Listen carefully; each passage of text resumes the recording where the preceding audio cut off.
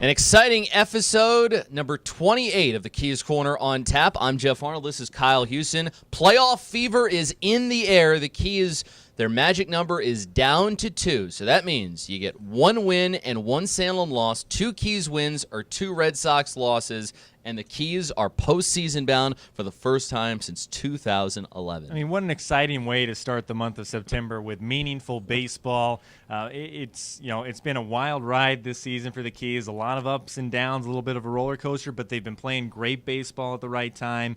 You got through that series against Potomac where you played 5 games in 3 days, able to get a couple of wins, and then you said, okay, we need to go into this Salem series and at least win the series. It would be nice if we got the sweep, and the Keys went out and got the sweep in 3 extremely close games, really tight-knit battles. It was an awesome series and an awesome way to go into the weekend. Yeah, and by winning the game on Thursday night, Keys claimed the tiebreaker in the second half.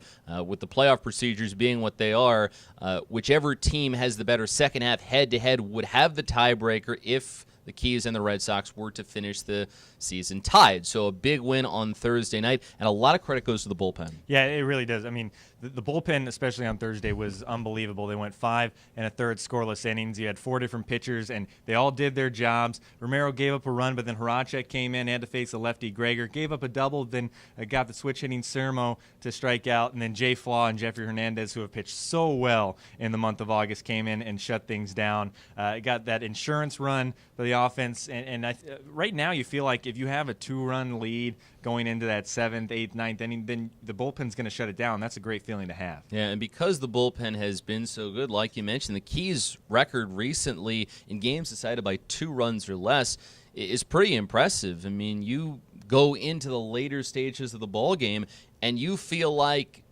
you have a 1-run lead, 2-run lead, entering the 8th inning, you think it's over. Yeah, you really do. And, you got a little nervous when Tanner Kleberad went on the DL because he was your quote-unquote closer, not necessarily defined in that role, but had a number of saves, and you lose him for probably the year, and then you lose Luis Gonzalez for a week. And those are your 2 horses in the bullpen. But Jeffrey Hernandez, since he's come back, has been a horse. Luis Gonzalez came back and really didn't miss a beat, struck out 5 of the 6 guys, or 5 guys in the 6 outs that he got in his time back. So you definitely feel comfortable with that 1 or 2-run lead late in the ballgame. Yeah, Luis Gonzalez, first inning back since coming off the DL. He almost had the immaculate inning. He struck out 3 men in a row on just 10 pitches. Impressive stuff.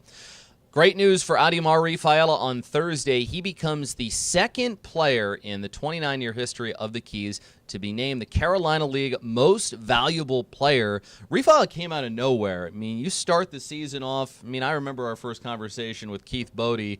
We're in there 2 days before opening day, and we're getting a lay of the land on how things are going to shake out. And he was saying that Rafaela is probably going to be the outfield guy off the bench. I mean, he wasn't scheduled to play in there every day, but Josh Hart gets injured. Rafaela gets his opportunity. May gets a lot of playing time, hits for high average and good power. And then every month since, he has been able to keep it up. 24 home runs, just under 80 RBIs, and amazingly, only the 2nd player in Keys history to be named Carolina League MVP. Yeah, it really is amazing, and all the credit goes to Adimar Rafaela because he took advantage of those opportunities. When you saw Josh Hart went on the DL, he got into the lineup. Then Hart came back off the DL. Well, then Gasaway got promoted for a couple of weeks in Double-A, so he got to play. And every time he was in there, he did a little bit something else to keep things going. Austin Hayes gets called up, and that's when he started becoming the everyday guy and a guy that the Keys started to rely on more and more often. We saw the power numbers go up, his average go up, and then he was a run-producing machine. So congratulations to Adimar Rafaela, really humble guy, just loves to have fun, loves to play the game of baseball, and well-deserved in winning that MVP award. Yeah, and he had a huge smile across his face when he found out that he got the award, and he even got a congratulatory call from his countryman, Jonathan Scope. So the Keys begin a series this weekend against the Potomac Nationals. We'll come back and we'll have a little bit more about that, plus a look at some of the great promotions that we have coming up this weekend during the final regular season homestand of 2017. The Keys still have a little bit more work to do before they can punch their tickets to the playoffs. They will take on the Potomac Nationals this weekend at Nimio Field. The Keys and Nationals have gotten to know each other very well recently. Keys were in Potomac last week for the unconventional 5-game series.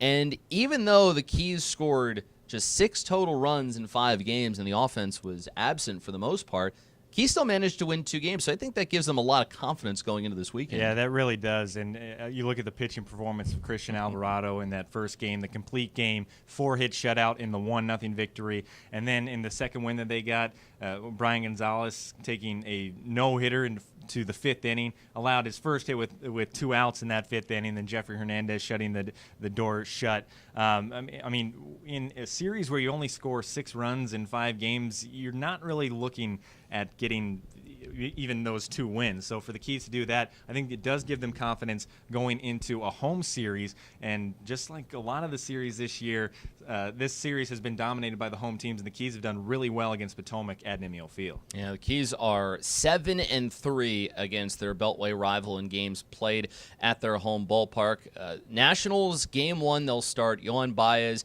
Game 2, sounding like Taylor Gilbo is going to get the start at this point. Nationals don't know who the final 2 starters are going to be for them in the series, but I think if the Keys had it their way, then hopefully those final 2 games won't matter all that much. Yeah, because as we talked about at the top of this episode, the Keys win 2 games, they punch their ticket. If they win 1, Salem loses 1, they punch their ticket. So you'd rather do it sooner rather than later. The Nationals are eliminated, so they're just trying to play spoiler. The Keys are hoping that doesn't happen.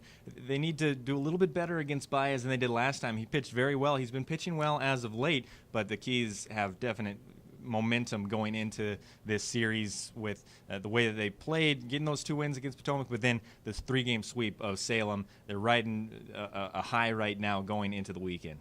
So they have Gonzalez starting tonight, the Keys do, and then Matthew Grimes gets the ball on Saturday. We'll have to see the last 2 games, how things are going to stack up, with Reed Love supposed to get the ball on Sunday, Christian Alvarado Monday, but that could change if the Keys are able to punch their ticket before that time.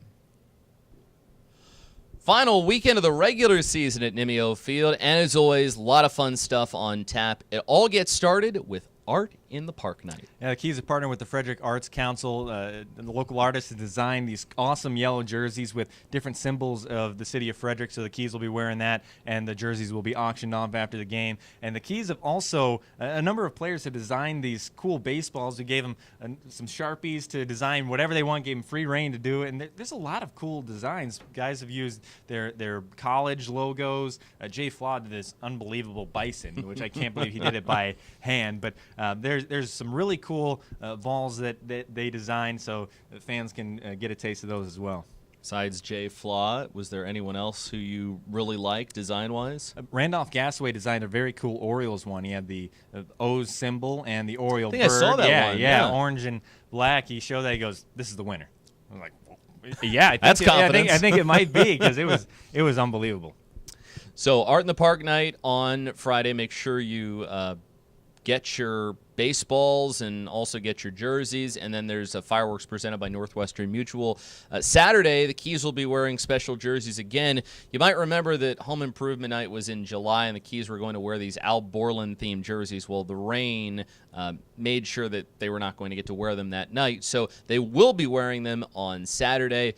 More fireworks, and then Sunday, the first of 2 Trolls picnics at Nimio Field. I can't say I've watched Trolls, but a lot of youngsters do, and Poppy and Branch from Trolls are going to be here, and then there's a great picnic package that you could pick up too. Yeah, you can. You can call the group's office, 301-815-9900, to get that group's package. I've never seen Trolls either, but it's going to be a fun day, a couple of days with Poppy and Branch here. Yeah, and then the Guns and Hoses softball game, 3:30 start time. It'll go until 5 o'clock. The police and the fire departments of Frederick County will be going up against each other, and watching these 2 teams face off, it's kind of like watching the Keys and the Salem Red Sox, a battle of heavyweights, and every once in a while you'll see one of the players hit a home run. Oh, yeah, I'm sure the adrenaline gets going too, because you're playing against these, the 2 different branches. When they're working together on fires and different emergencies like that, they're working together. But when they get on this baseball field, the competitive juices start flowing, and you know that the police officers want to beat the firefighters as much as the firefighters want to beat the police officers. So it'll be fun to watch those two squads battle it out. And then on Sunday, it's the final fireworks show of the year, so you can come on out for that 6 o'clock first pitch, and gates will be opening early because of the Guns N' Hoses softball game. And then on Monday at 2, Fan Appreciation Day, a chance to win some great prizes. We might even want to get in the mix for some of those. Yeah, absolutely. Chris Davis signed jersey. There's a few signed baseballs. I mean, Manny Machado signed bat. I saw that one. That's pretty cool. So if you see me sneaking out of the radio booth at some point during the game, I'm not bidding on those items. So coming out for Fan Appreciation Day, if the Keys make the playoffs, which, as we've talked about throughout this episode, looking like it's going to happen, playoff games will take place at Nimio Field on Wednesday and Thursday of next week.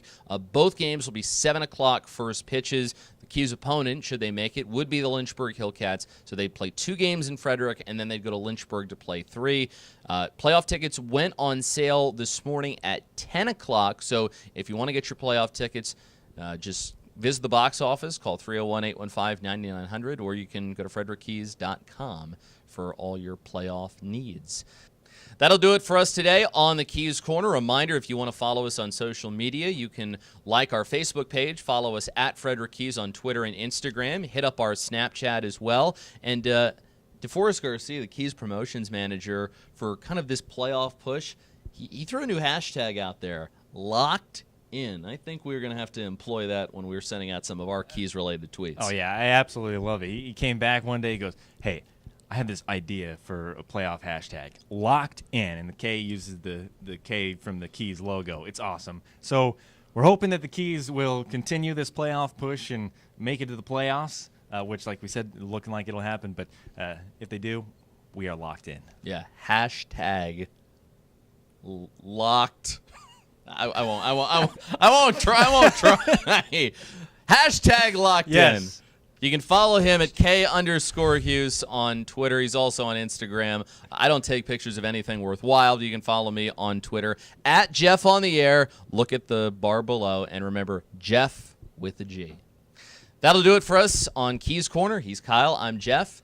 Locked in. Let's see if the Keys can get to the playoffs.